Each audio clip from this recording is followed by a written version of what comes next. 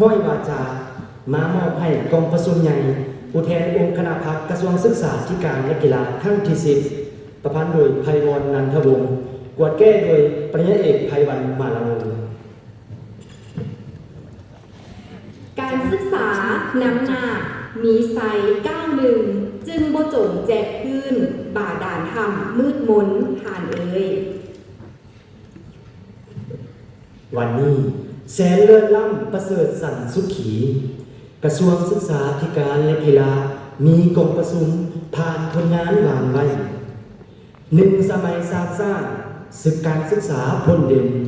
เห็นแต่เหนือหอดใต้วิไลล้ำ1 สมัยพัฒนาผงเขตคอเบ้าลอปัญญาสน3 ลักษณะกลการไก่บอให้พึงคาคงตอบสนองสงสัยสาธาลาวปัสสาวิทยาศาสตร์ทันสมัยเลิศล้ำตามแนวทางวาดไว้ไขแจ้งสู่ภาษาเฮาแล้วหันสู่พงพี่น้องมวลหมู่ภาษาหลวง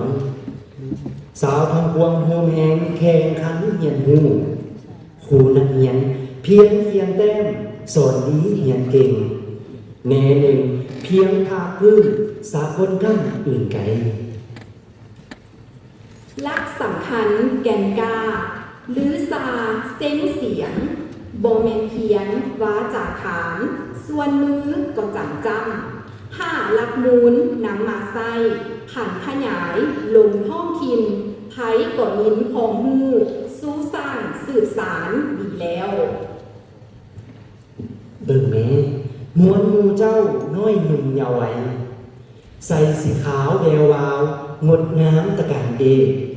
อ่อนสอนเดพฤติกรรมนำหน้าความดีเคียงครูคุณสมบัติเพียบพร้อม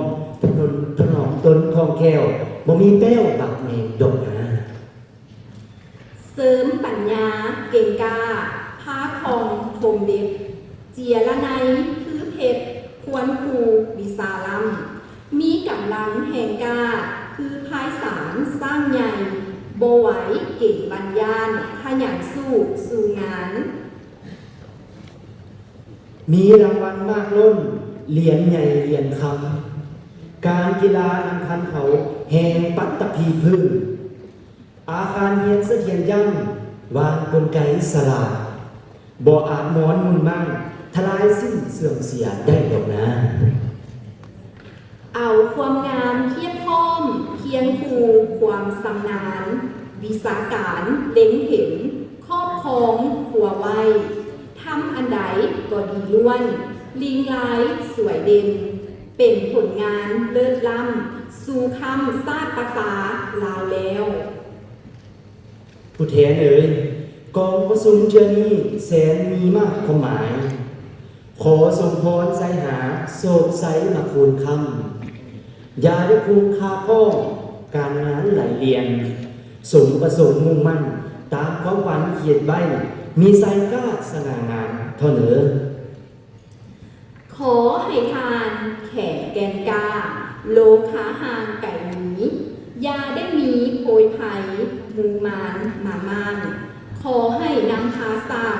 ศึกษาลาวก้าวเด่นเป็นแบนแยงแจมแจ้งน้ำหน้ามูภาษาเฮาหนากระทรวงศึกษาธิการและกีฬาเอ๋ยขอให้เจ้าปุ้นเปี่ยมได้โพใหญ่ดงหนาสาวภาษาอาศัยสมซื่อย้อนยมย่อง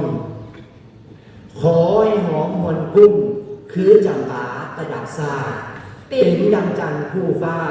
เห็นแจ้งตลอดกาลทานเอ๋ยขอขอบใจ